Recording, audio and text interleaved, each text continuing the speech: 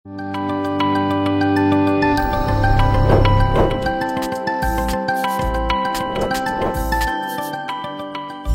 kita akan meneruskan khotbah berseri kita yang berjudul Exodus, kitab Keluaran. Mari sama-sama kita berdoa sebentar. Bapa di surga, kami mengucap syukur, kami diberi kesempatan untuk mendengar firman-Mu, mengupas firman-Mu, dan kami berdoa biarlah live streaming ini, ibadah online ini bukan hanya suatu ritual agamawi yang baru atau sesuatu yang keren karena ini sesuatu tren yang baru, tetapi biarlah kami semua dapat menghargai firman-Mu, dan kami sadar bahwa ini bukan hanya ceramah biasa, tapi kami semua berjumpa dengan Kristus. Kalau ada di antara kami yang saat ini sedang putus asa, kalau ada di antara kami yang saat ini sedang mengalami masalah dalam hidup mereka, biarlah melalui firman ini, melalui live streaming ini, biarlah mereka mendengar bahwa Kristus mengasihi mereka. Biarlah Injil yang menjadi kekuatan Allah itu membawa keselamatan dan pengharapan yang tidak mengecewakan di dalam hidup mereka semua. Di dalam nama Tuhan Yesus, Engkau bantu hamba-Mu untuk menjadi jelas, menjelaskannya dengan clear.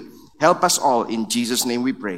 Amen. Saudara, mungkin saudara ada yang bertanya, saya ingin mengingatkan kepada saudara, mengapa kita membahas kitab Keluaran sudah begitu lama, dan minggu ini adalah minggu yang ke-10 kita membicarakan kitab Keluaran. Nah, mungkin saudara bertanya, kenapa kok di tengah-tengah virus corona ini, COVID-19 ini kita tidak membicarakan yang lain. Tapi justru hari ini kita akan membahas sesuatu yang akan menguatkan kita semua di tengah-tengah ketidakpastian yang terjadi di dalam dunia ini. Tapi saya mau mengingatkan, kenapa kok kita membahas kitab Keluaran? Karena kitab Keluaran akan membantu kita mengubah cara pandang kita untuk menggunakan lensa Alkitabiah dan cara pandang Tuhan.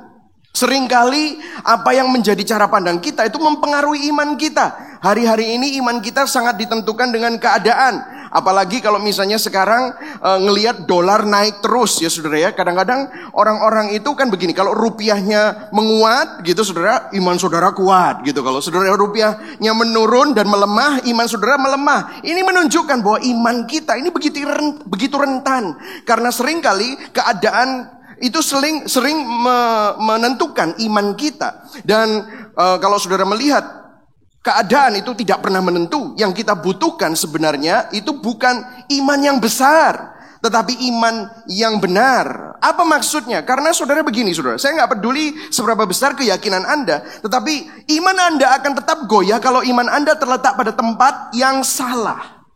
Karena seringkali kita menempatkan iman kita pada tempat yang salah. Saya nggak peduli iman Anda seyakin apapun, tapi kalau tempatnya salah, maka Anda akan pasti goyah. Tetapi kalau misalnya saudara mungkin punya iman seperti biji sesawi, firman Tuhan berkata begitu. Meskipun imanmu kecil seperti biji sesawi, tetapi walaupun saudara ada keraguan, tetapi pada saat imanmu diletakkan pada tempat yang benar, maka hidupmu akan aman, hidupmu akan baik-baik saja.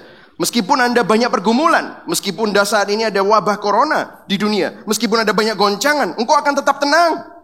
Dan engkau akan tetap aman karena iman percaya saudara ada di tempat yang benar. Amin saudara. Itulah sebabnya hari ini kita akan berbicara mengenai judul dari khotbah kami, yaitu Broken Spirit. Di tengah dunia yang penuh dengan ketidakpastian, setiap orang membutuhkan sebuah jaminan yang pasti.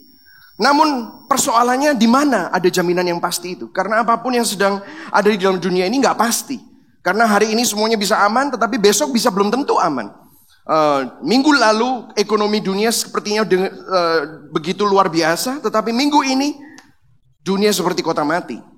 Sehingga banyak dalam situasi seperti ini banyak orang yang mempunyai kefrustrasian, mengalami broken spirit, broken hearted, dan keputusasaan. Masih adakah pengharapan di dalam dunia ini? Nah, itulah sebabnya saya akan membicarakan, dan ayat yang akan kita bahas adalah Keluaran 5 ayat 22 sampai Keluaran 6 ayat yang ke-12. Nah, kita akan memulainya dari pertanyaan Musa yang kita bahas minggu lalu.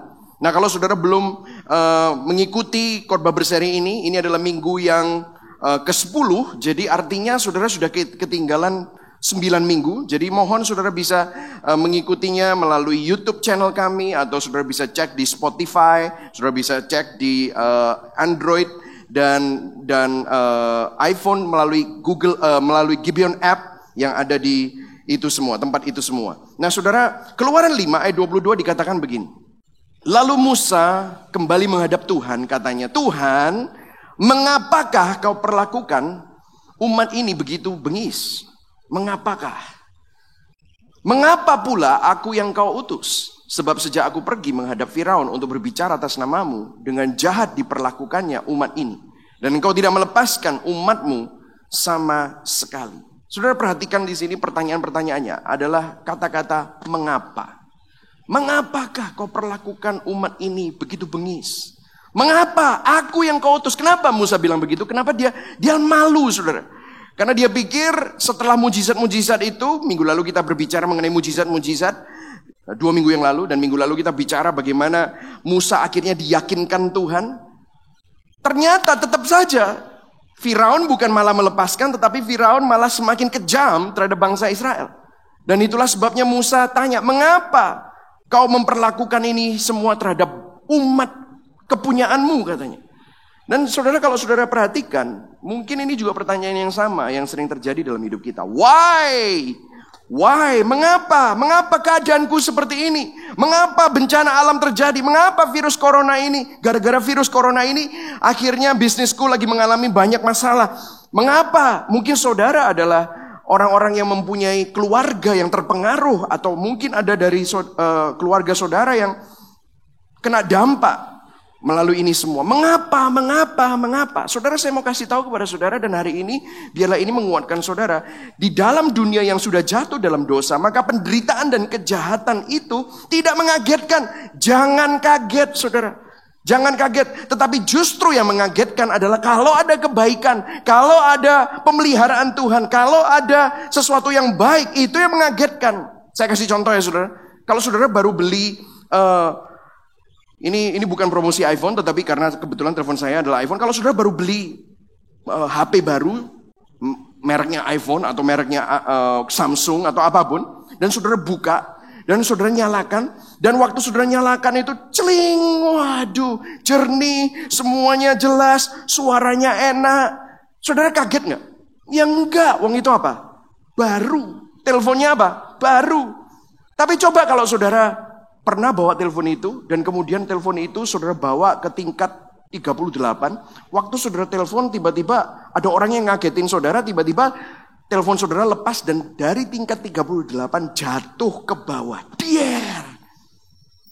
Tapi karena suatu miracle, suatu mujizat, telepon saudara itu nggak hancur berantakan, masih ada, tetapi retak-retak, dan kacanya sudah, layarnya sudah retak dan pecah. Dan waktu saudara ambil, saudara coba nyalakan, dan kemudian masih nyala. Saudara perlu apa? Kaget. Kenapa?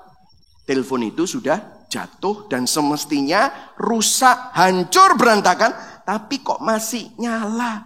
Keluar logonya, kemudian saudara pakai telepon, masih bisa telepon. Itu saudara perlu kaget. Kenapa? Karena itu merupakan suatu mujizat. Nah, begini juga dunia. Kalau di dalam dunia yang sudah jatuh dalam dosa, semua kejahatan, semua penderitaan itu tidak mengagetkan. Tetapi kalau ada kebaikan, justru itu yang mengagetkan. Bahkan kalau kita mau cari maknanya, ada makna yang lebih tinggi di balik semua itu. Di dalam penderitaan dunia ini. Ada sebuah quote dari seorang teolog namanya Don Carson, D.A. Carson. For in a fallen world, pain and suffering can be God's megaphone to an individual or to a nation, distracting our attention from the selfishness of a life that functionally disown God. Dikatakan begini, D.A. Carson dari bukunya How Long, O Lord? Reflection on Suffering, perenungan tentang penderitaan dan kejahatan. Di dalam dunia yang sudah jatuh dalam dosa, justru kejahatan dan penderitaan dapat menjadi cara Allah untuk berbicara kepada seseorang atau suatu bangsa untuk mendapatkan perhatian mereka dari kehidupan yang berpusat pada diri mereka sendiri. Kehidupan yang menyangkali keberadaan Tuhan. Di tengah-tengah itu semua kita jadi mengingat apa yang penting, apa yang bermakna dalam hidup ini. Saya rasa melalui pandemik COVID-19, coronavirus ini merupakan cara ilahi kepada manusia. Bukan berarti Tuhan yang melakukannya, tetapi dunia yang sedang jatuh dalam dosa ini pasti akan banyak sekali penderitaan, dan wabah itu sudah biasa. Wabah ini justru memaksa manusia untuk memikirkan kehidupan dan kematian. Sepertinya Tuhan berbisik kepada kita semua. Tuhan mendapatkan perhatian lagi yang sangat kuat. Karena selama ini ada ribuan kematian terjadi di seluruh dunia. Tetapi manusia cenderung tidak mempedulikannya. Tetapi karena coronavirus, kita jadi memikirkan tentang kehidupan dan kematian. Semua yang dianggap wajar, jarang ada yang terdorong untuk merenungkan kehidupan secara lebih serius. Tetapi sekarang kita semua dipaksa untuk kembali ke rumah kita masing-masing. Dan di tengah-tengah kebosanan kita, dan di tengah-tengah saat kita melihat TV, mendengar semua berita-berita yang memprihatinkan, di situ orang mulai peduli dengan kehidupan dan kematian. Apa yang selama ini dipandang wajar, yang tidak pernah direnungkan, mulai direnungkan. Apa yang dulu tidak dihargai, sekarang jadi sangat dihargai dan diapresiasi. Bukankah begitu, saudara? Apa yang dulu mungkin kesehatan saudara tidak pernah dihargai, saudara take it for granted. Sekarang saudara bisa menghargai karena saudara saat ini sehat. Ada kebaikan yang dimunculkan Allah melalui situasi yang buruk. Roma 8 ayat 28 berkata apa? Allah turut bekerja dalam segala sesuatu. Untuk apa? Kebaikan. Itulah sebabnya kalau saudara saat ini bertanya, mengapa? Mengapa? Justru itu merupakan panggilan Tuhan supaya saudara dapat kembali kepada Dia. Nah, seterusnya di dalam Keluaran ayat 24, Keluaran 5 ayat 24, di mana sebenarnya di dalam Alkitab bahasa Inggris ini adalah Keluaran 6 ayat 1, tetapi di dalam Alkitab bahasa Indonesia ini adalah Keluaran 5 ayat 24. Jadi agak berbeda sedikit.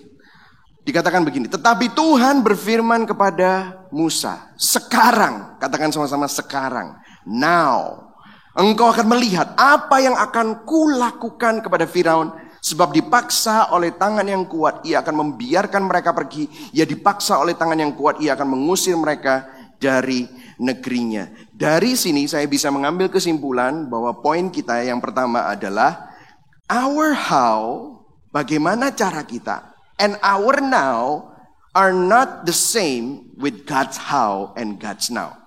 Cara kita dan waktu kita itu sangat berbeda dengan cara Tuhan dan waktu Tuhan. Saudara, sebenarnya saat kita berkata dan mengeluh kepada Tuhan, mengapa? Mengapa? Mengapa? Kita ini sedang memaksa Tuhan untuk mengikuti cara kita. Kalau kita sedang komplain, kita sedang berkata kepada Tuhan, oh kenapa sih Tuhan kok hal ini terjadi? Kenapa kok membiarkan hal ini terjadi kepada aku? Sebenarnya di balik kata-kata itu, di dalam pikiran kita, kita merasa sebenarnya lebih bijaksana dan lebih berhikmat daripada Tuhan. Saya jelaskan. Di balik pertanyaan-pertanyaan seperti, mengapa engkau membiarkan hal ini terjadi? Dengan kata lain, saudara mau mengatakan, kalau aku yang jadi Tuhan, aku tidak akan membiarkan hal ini terjadi. Betul atau tidak, saudara? Seringkali kan kita berpikirnya seperti itu. Dan kalau kita berkata, mengapa engkau tidak adil? Tuhan, di manakah keadilanmu? Seakan-akan dengan kata lain kita berpikir bahwa kalau kamu jadi Tuhan, kamu bisa lebih adil daripada Tuhan. Betul nggak, saudara? Karena kita berpikir cara kita dan waktu kita itu selalu yang terbaik. Padahal tidak seperti itu. That's why God says, now, caraku itu bukan caramu. Waktuku bukan waktumu. Jalanku bukan jalanmu. Itu ada ayatnya, saudara. Yesaya 55 ayat 8-9. Sebab rancanganku bukanlah rancanganmu, dan jalanmu bukanlah jalanku. Demikianlah firman Tuhan, seperti tingginya langit dari bumi, demikianlah tingginya jalanku dari jalanmu, dan rancanganku dari rancanganmu. Ini menunjukkan bahwa sebenarnya saudara dan saya itu tidak melihat gambar yang sesungguhnya. Karena Tuhan kita adalah Alfa dan Omega. Dia adalah arsitek dari kehidupan ini. Dia sudah tahu awalnya dan dia sudah tahu akhirnya. Kita tidak mempunyai pandangan yang seperti itu. Nah, inilah sebabnya dalam ilmu teologi ini menunjukkan bahwa ada greater good yang Tuhan menjadi sasaran Tuhan. Kita tidak mengerti itu. Baik tidaknya sesuatu perlu ditimbang dari hasil yang dirancang di baliknya pada akhirnya. Apa yang terlihat buruk belum tentu memang buruk, kalau hal itu menghasilkan kebaikan yang melampaui keburukannya. Saya kasih contoh ya. Saya akan memberikan contoh tentang anak saya. Saya nggak akan kasih tahu anak saya yang mana karena nanti mereka malu kalau saya sebutkan namanya gitu ya, saudara ya. I have to stop using their name gitu ya, saudara ya. Saya harus berhenti pakai nama mereka. Kadang-kadang mereka ini yang mana ini, yang besar, yang ke tengah atau yang kecil gitu, saudara ya. Tetapi saya masih ingat waktu saya bawa anak saya pergi ke dokter. Dan saya tahu saya sudah siapkan dia, sebentar lagi kamu akan divaksinasi. Dia udah takut, is it gonna hurt gitu ya saudara ya. Tapi tenang aja gitu ya.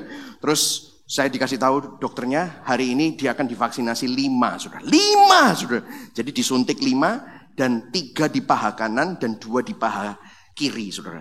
Nah bagi saudara yang takut jarum, saudara tahu ini pasti akan menakutkan sekali. Saya juga gak sampai hati, tetapi waktu saya masuk ke kantor dokter, anak saya sudah ketakutan, terus saya dibilang, pegangin. Oke saya dipegangin gitu. Daddy, what are you doing? Daddy, what are you doing? Dia bilang, Papa, kamu ngapain? What are you gonna do? Saya pegangin dia, saya pegang kakinya, terus dokternya datang, dia udah bawa jarum itu 3 saudara. Gitu saudara. Celep gitu. Dia teriak-teriak, it hurts, help me, dia tuh, tolong gitu ya. Dia berpikir papanya kong kali kong sama dokter gila ini untuk menyakiti dia. Dan dia jelek gitu terus dia bilang gini, saya gak bisa lupa, what are you doing? You're hurting me. Apa yang kamu lakukan? Itu menyakiti aku. 2, 3, belum selesai, datang lagi dengan 2 lagi di sebelah kirinya. Dia teriak-teriak sambil nangis gak karuan gitu saudara ya. Terus akhirnya 1, 2, terus udah gitu selesai kan? Udah selesai. Terus dia waktu berdiri dia nggak bisa berdiri. I cannot walk. Saya nggak bisa berjalan. Terus habis itu waktu keluar dia drama banget. Dia jalannya sambil pincang-pincang begitu saudara. Saudara, saya bisa bayangkan apa yang ada di pikiran anak saya. Dia pasti bilang, papaku gila, papaku jahat, papaku kong kali kong sama dokter ini untuk menyakiti aku. Tapi saudara tahu apa yang terjadi? Kalau saya tidak melakukan itu, maka saya sebenarnya tidak sayang sama dia. Kenapa? Karena itu adalah vaksinasi. Vaksinasi itu saya harus mengizinkan dan membiarkan anak saya mengalami rasa sakit. Bahkan setelah itu sorenya dia harus mengalami demam. Demi kebaikan yang lebih besar untuk hidupnya. Begitulah cara kita memandang di dalam menghadapi penderitaan. Apapun yang sedang menjadi pergumulan kita sekarang, our how and our now are not God's how and God's now. Cara kita dan waktu kita berbeda dengan cara Tuhan dan waktu Tuhan. Yang setuju katakan amin. Seringkali kita gak bisa melihat ini. Tapi hari ini saya berdoa supaya saudara sadar bahwa Allah turut bekerja itu benar-benar. Dia bekerja dalam apa? Segala sesuatu. Bahkan di dalam wabah ini dia tetap bekerja. Dan ada kebaikan di balik semuanya ini. Nah, apa yang Allah katakan kepada Musa? Apa yang dikatakan? Selanjutnya berfirmanlah Allah kepada Musa. Akulah Tuhan. Aku telah menampakkan diri kepada Abraham, Ishak dan Yakub sebagai Allah yang maha kuasa. Tetapi dengan namaku Tuhan, aku belum menyatakan diri. Dia berkata apa? Allah yang maha kuasa. Dalam bahasa aslinya adalah El Shaddai.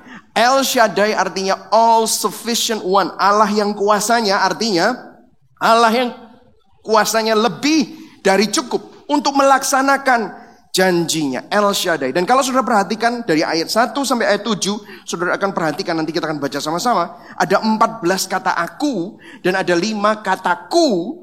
Artinya Tuhan yang maha kuasa itu lebih dari cukup kuasanya, lebih dari cukup kehebatannya, bahkan sufisiensinya itu luar biasa untuk melaksanakan janjinya. Dan kita akan perhatikan semuanya satu demi satu dan kita akan selidiki semuanya satu demi satu.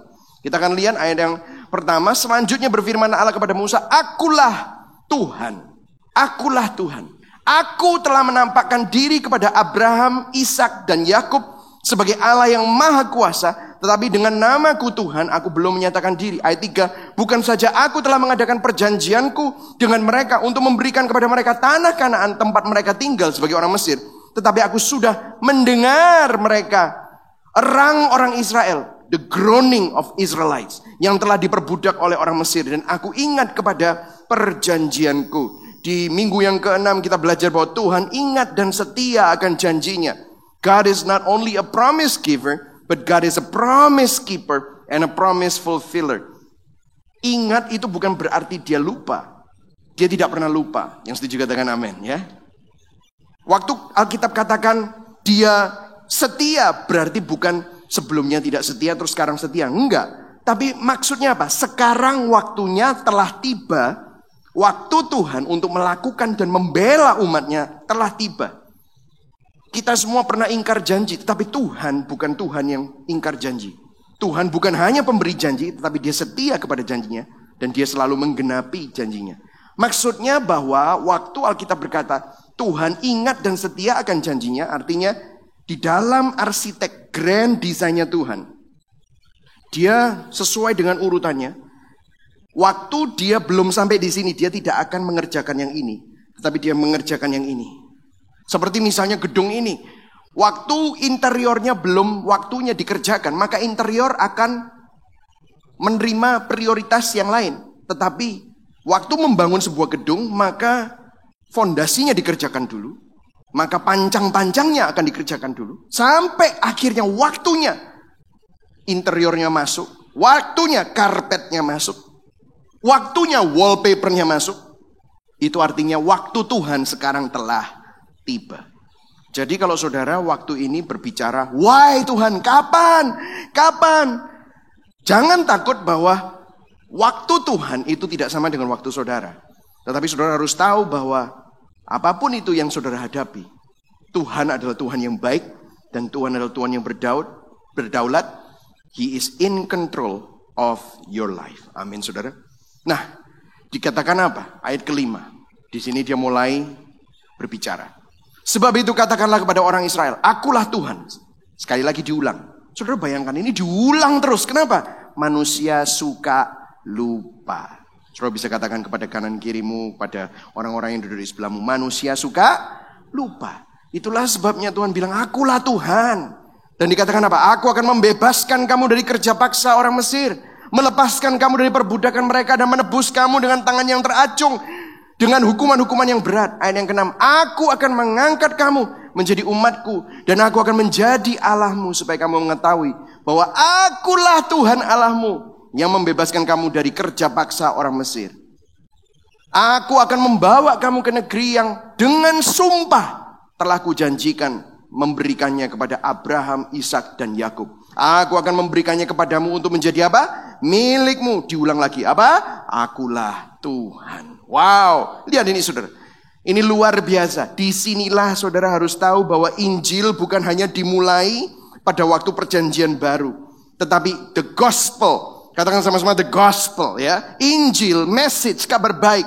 Itu bukan tentang apa yang harus kita lakukan atau apa yang tidak boleh kita lakukan. Tetapi lebih tentang apa? The gospel is about apa yang Tuhan sudah lakukan, sudah selesaikan, akan lakukan, dan tidak akan pernah dia ingkar janji. Itulah the gospel. Bahwa the gospel is not about you. The gospel is about God. Injil bukan tentang kita, tetapi Injil itu tentang Tuhan. Kalau sudah perhatikan, saya akan breakdown a little bit. Apa yang baru kita baca, kita akan lihat sama-sama. Ada 7 message aku akan. Ayat yang kelima dikatakan, aku akan membebaskan. Kemudian apa? Aku akan melepaskan. Aku akan menebus. Aku akan mengangkat kamu menjadi umatku. Aku akan menjadi Allahmu. Aku akan membawa kamu ke negeri yang telah disumpah. Dengan sumpah telah kujanjikan kepada nenek moyangmu. Aku akan memberikannya kepadamu untuk menjadi milikmu. Kalau saya bisa simpulkan semua, ada 7 perkataan aku akan. Di sini saudara bisa lihat di sini. Aku akan membebaskanmu dari kerja paksa orang Mesir. Ini berbicara tentang keselamatan. Saudara lihat, ini semua kata-kata kerjanya adalah kata kerja pasif. Waktu Tuhan akan artinya saudara diselamatkan. Diselamatkan bukan saudara yang menyelamatkan diri saudara sendiri, tetapi saudara diselamatkan oleh siapa? Tuhan. Diselamatkan. Tuhan akan menyelamatkan. Aku akan melepaskan kamu dari perbudakan. Saudara dimerdekakan. Jadi diselamatkan. Ini janji Tuhan. Dimerdekakan. Aku akan menebus kamu. Ditebus. Kata kerjanya bukan kamu yang menebus dirimu, tetapi saudara ditebus. Kita ditebus. Aku akan mengangkat kamu menjadi umatku. Artinya saudara diadopsi. Saudara mestinya bukan bagian dari keluarga Allah, tetapi saudara diadopsi. Saudara diangkat untuk menjadi anak-anak Allah, supaya Tuhan menjadi Bapak kita. Wow, what a great promise. Aku akan menjadi Allahmu. Artinya saudara dianugerahi bahwa saudara bisa mengenal Allah saudara. Saudara bisa mempunyai pewahyuan, iluminasi siapa Tuhan itu. Betapa dia mengasihi kita. Saudara menerima anugerah itu. Dianugerahi. Aku akan membawa kamu. Ada penyertaan. I will bring you.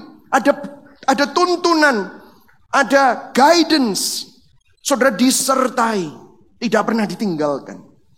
Aku akan memberikannya menjadi milikmu. Saudara sudah ditetapkan. Wow. Ini sesuatu yang sangat-sangat luar biasa. Dan saudara lihat. Ini merupakan janji Tuhan yang luar biasa. Dan kalau saudara kembali ke papan cerita ini. Bagaimana Tuhan pertamanya sudah membuat apa? Taman Eden, surga dan bumi bersama-sama di dalam creation.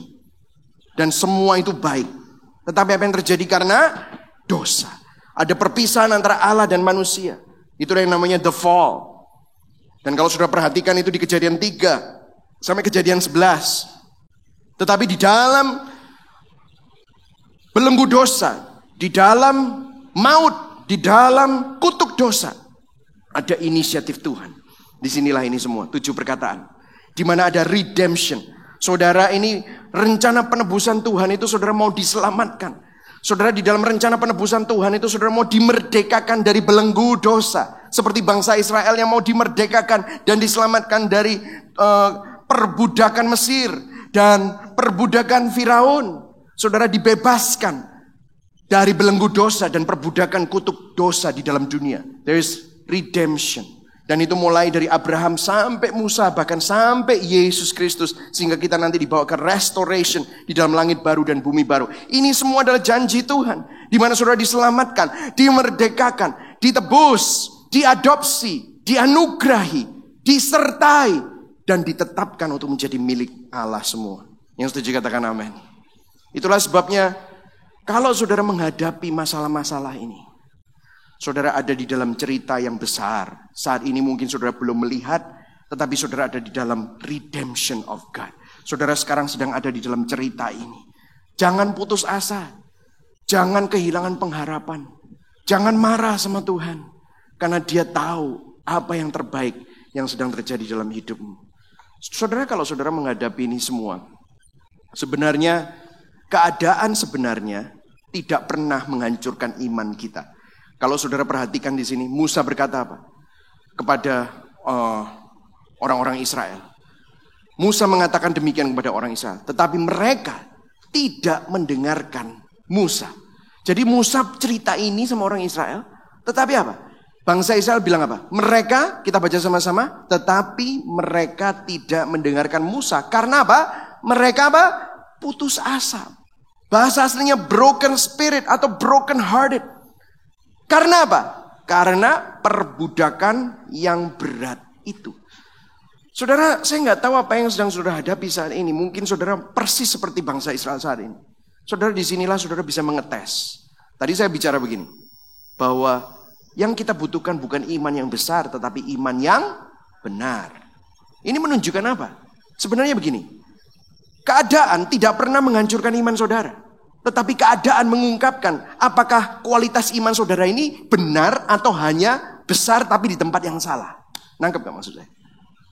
Keadaan itu tidak pernah menghancurkan iman kita. Tetapi justru keadaan yang sedang saudara alami dan semua penderitaan yang saudara sedang hadapi saat ini mengungkapkan kualitas iman saudara. Apakah saudara ini mempunyai iman yang benar atau iman di tempat yang salah? Makanya tadi saya udah bilang, belum tentu iman yang besar itu benar. Karena kalau saudara punya iman yang besar, tetapi saudara sangat dipengaruhi dengan keadaan, mengungkapkan keadaan iman saudara. Dan ini terlihat di dalam bangsa Israel. Dan bangsa Israel pada waktu itu dia merasakan broken spirit, broken hearted. Kenapa? Karena perbudakan yang berat itu. Karena dia menaruh iman mereka menaruh iman mereka kepada tempat yang salah. Kepada Musa mungkin, kepada pemimpin mereka, kepada Firaun, kepada diri mereka sendiri. Dan ini nggak akan membuat saudara bisa tenang. Saudara malah akan selalu galau. Saudara akan malah selalu putus asa karena saudara dipengaruhi dengan keadaan saudara. And hari ini, saya berdoa hari ini, saudara kalau saat ini mengalami keputusasaan. Kalau saudara mengalami broken hearted, saudara mengalami broken spirit, Tuhan sebenarnya mengerti apa yang sedang saudara rasakan. Tuhan ingin datang dan menghampiri saudara. Tuhan ingin memulihkan saudara. Dan saya berdoa supaya justru di sini mengungkapkan, oh Tuhan, mungkin aku menaruh imanku di tempat yang salah. Mungkin aku lebih percaya sama hartaku. Aku lebih percaya sama keluargaku. Saudara, sebaik-baiknya keluarga ada yang bilang begini kan, family is not just important, but family is everything. Betul saudara? Is it really true? Family is everything? Family is a gift yang Tuhan berikan kepada kita. Pemberian dan titipan yang Tuhan berikan. Tetapi yang everything bukan family. God is everything to us. Kalau family itu ada di dalam tangan Tuhan, maka kita tahu bahwa family kita pun aman di dalam tangan Tuhan. Amin saudara. Jadi di dalam keputusasaan kita, in our broken spirit and broken hearted, ini menunjukkan saudara menaruh iman saudara di tempat yang mana? Saudara menaruh iman saudara kepada Tuhan atau menaruh iman saudara ke tempat yang lain, saudara? Nah, disinilah saya ingin membawa kepada saudara to the gospel connection. Gospel connectionnya. Apa semuanya ini maksudnya intinya? Dengan Yesus Kristus. Nah, saudara, ada sebuah nubuatan yang dituliskan oleh Yesaya mengenai apa yang dituliskan oleh kitab Keluaran tadi. Yang dibilang, kamu akan diselamatkan, kamu akan dibebaskan, kamu akan dimerdekakan, kamu akan dianugerahi, kamu akan disertai. Ini semua ternyata sudah ditulis lagi oleh Nabi Yesaya di Yesaya 61. Dikatakan begini, Roh Tuhan Allah ada padaku, oleh karena Tuhan telah mengurapi aku, Ia telah mengutus aku untuk apa? Menyampaikan kabar baik kepada orang-orang apa? Sengsara, merawat orang-orang yang apa saudara? Remuk hati, broken hearted. Untuk memberitakan pembebasan kepada orang-orang apa? Tawanan, dibebaskan. Dan kepada orang-orang yang terkurung, kelepasan dari penjara. Ini berbicara tentang siapa saudara? Saudara, ini berbicara tentang siapa? Nabi Yesaya 700 tahun sebelum Yesus lahir. Persis di tengah-tengah 1500 tahun pada zaman Musa. 700 tahun setelah zaman Musa, muncullah Nabi Yesaya mengulang apa yang dikatakan Tuhan. Dikatakan, there will be a time, akan ada satu orang, akan ada satu waktu di mana ada seseorang yang akan menggenapi apa yang dikatakan Allah kepada Musa. Akan ada seseorang yang akan melakukan semuanya itu. Sehingga saudara semua, saudara bangsa Israel, itu semua akan menerima keselamatan, akan menerima kemerdekaan. Dan itu bukan karena engkau yang melakukannya, tetapi orang ini yang akan melakukannya. Wow, luar biasa sekali. Dan Yohanes 1 ayat 1 berkata apa? Pada mulanya adalah firman. Dan firman itu adalah Allah. Dan firman itu bersama dengan Allah. Di ayat yang ke-14-nya, firman itu menjadi manusia. Inkarnasi Allah yang menjadi manusia. Saudaraku, ayat ini dibaca ulang. Ayat ini, Yesaya 61 ayat 1 dan 2. Ayat ini dibaca ulang oleh Yesus sendiri. Pada waktu dia masuk ke rumah ibadat di Nazaret. Di Lukas 4 ayat 18. Waktu dia memulai pelayanannya, Yesus datang pada hari Sabat. Ia masuk di rumah ibadat, lalu berdiri hendak membaca dari kitab Yesaya. Kepadanya diberikan kitab Nabi Yesaya dan dibuka. Saudara tahu kalau zaman dulu kalau dibuka, itu adalah papirus, saudara, gulungan. Mereka bacanya dari kanan ke kiri. Gulungan itu dibuka, dibaca. Terus dari itu ditutup, dibuka lagi, dibaca. Jadi kalau baca Yesaya artinya dibuka pertama kali, baca Yesaya 1. Digulung, buka Yesaya 2. Digulung, dibuka Yesaya 3. Pas hari Yesus datang, Yesaya 61. Yesus datang.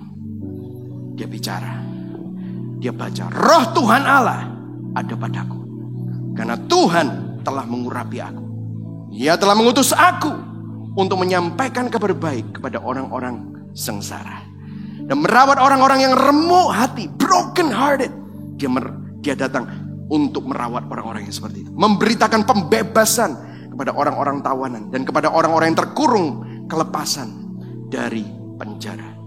Dan saudara tahu, setelah dia baca Yesaya 61, dikatakan Lukas 4 ayat 21. Lalu Yesus mulai mengajar kepada mereka dan katanya, pada hari ini genaplah nas ini sewaktu kamu mendengarnya. Wow.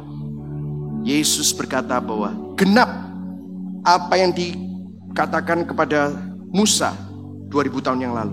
Genap. Hari ini mungkin saudara bertanya, mengapa Tuhan tidak meniadakan kejahatan dan penderitaan? Saya mau kasih tahu jawabannya. Sudah.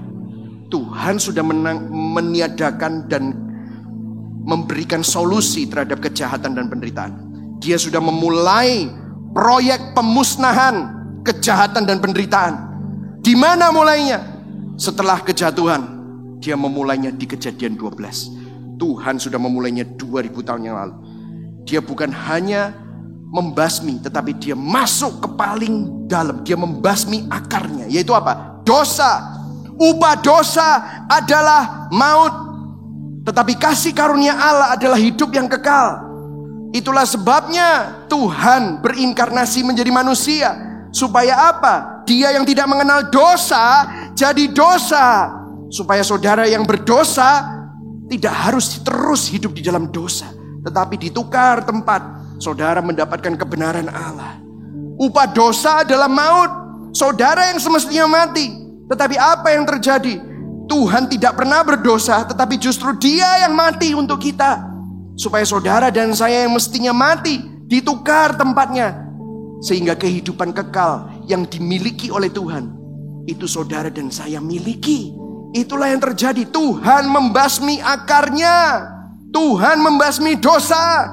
Tuhan membasmi apa yang menjadi akar dan permasalahan dari dunia ini.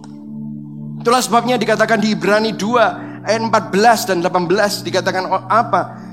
Yesus sendiri, dia berkata penulis Ibrani berkata begini, oleh sebab orang-orang yang ia sebut anak sudah dipilih dari awal adalah makhluk manusia yang dapat mati, maka Yesus, yaitu pribadi kedua dari Allah Tritunggal, itu menjadi sama dengan mereka dan hidup dalam keadaan manusia. Ia berbuat begitu supaya dengan kematiannya ia dapat menghancurkan iblis yang menguasai kematian. Wow, luar biasa sekali. Inkarnasi Kristus ke dalam dunia menjadi bukti yang paling konkret bagi keseriusan Allah dalam memberantas kejahatan dan penderitaan, evil and suffering. Kematian Kristus di atas kayu salib merupakan pukulan telak bagi sumber kejahatan dan penderitaan, yaitu dosa, yaitu iblis. Waktu kita bilang why? Kita bilang kita tidak bisa. Saudara mungkin berkata, Tuhan, Engkau belum merasakan dukaku, deritaku, perasaanku. Saudara, saya pernah ngalami itu, saudara. Saya pernah tuh ngalami waktu saya mengalami masalah ekonomi dalam kehidupan saya di tahun 2008. Pada waktu itu semua apa yang saya kerjakan, bisnis saya harus tutup karena saya mengalami kesulitan di dalam ekonomi. Tahun 2008 adalah tahun yang cukup kelam untuk bangsa Amerika. Pada waktu itu saya masih tinggal di Amerika. Semua bisnis saya, kreditnya macet, rumah saya disita. Sebelum disita saya berdoa, Tuhan berikan mujizatmu supaya ada terobosan. Saya waktu itu masih belum mengerti Injil. Saya minta Tuhan terobosan, saya minta Tuhan miracle. Dan saya pikir saya kurang iman. Saya minta didoakan macam-macam orang. Tuhan, saya sudah nyumbang, saya sudah melayani, saya sudah melakukan ini semua. Dan saya bertanya kepada Tuhan, why? Persis seperti Musa, why Lord? Tuhan tolong, Tuhan. Ternyata akhirnya sampai detik terakhir rumah saya pun harus disita, saudara. Saya sampai hancur, putus asa, my heart is broken. Saya bahkan pergi ke restoran atau pergi ke McDonald's, saudara, untuk beli burger untuk anak saya, French fries, saudara, French fries untuk anak saya. Waktu kredit card saya dijegrek itu bahasa Jawa ya, saudara, di charge. Dia bilang decline sir, ditolak kredit card saya. Saya sampai nangis, Tuhan, aku mau beliin French fries saja gak punya uang untuk anakku. Saya benar-benar broken hearted. Kamu gak tahu apa yang aku rasakan. You don't know what I'm talking about. You don't know what I feel. Tahukah saudara? Itulah sebabnya Yesus harus datang menjadi manusia. Supaya apa? Supaya dia bisa merasakan apa yang saudara rasakan. Do you know waktu saudara Yesus ada di atas kayu salib, dia berkata, Eloi, Eloi, lama sabachthani. Allahku, Allahku. Pertama kalinya Yesus memanggil Bapa di surga. Bukan dengan Bapa, tetapi Allahku, Allahku. Karena pada saat itu terjadi suatu separation, terjadi suatu perpisahan. Mengapa engkau meninggalkan aku? Mirip ya saudara. Pada waktu itu saya merasa, Tuhan, kenapa kau tinggalkan aku? Aku sudah jadi orang Kristen, aku sudah melayani engkau, aku percaya sama engkau. Kenapa kau tinggalkan aku? Yesus juga pernah merasakan, why have you forsaken me? Mengapa engkau meninggalkan aku? Why? Tahukah saudara, Yesus bilang begitu supaya apa? Supaya di dalam kesendirian saudara, supaya di dalam keputusasaan saudara, di dalam broken hearted saudara, saudara tidak pernah ditinggalkan. Yesus bilang, I will be with you. Karena apa? Yesus menjadi sama dengan mereka, hidup dalam keadaan manusia. Dalam keadaan manusia, ia berbuat begitu supaya dengan kematiannya ia dapat menghancurkan iblis yang menguasai kematian. Dan ayat 18-nya kita baca sama-sama. 1, 2, 3. Dan karena apa? Ia sendiri pernah menderita dan dicobai. Ia dapat menolong orang-orang yang terkena cobaan. Waktu saya mulai mengerti Injil, waktu saya mulai mengerti kasih Tuhan kepada saya, baru itu terhibur. Tuhan, terima kasih bahwa di dalam penderitaanku, di dalam keputusasaanku, engkau pun juga pernah merasakan itu. Tetapi engkau gak putus asa, tetapi engkau menang atas keputusasaan itu. Sehingga engkau yang sekarang ada di dalamku, aku pun dimampukan untuk menang atas keputusasaanku. Sehingga aku tidak harus hidup di dalam broken hearted.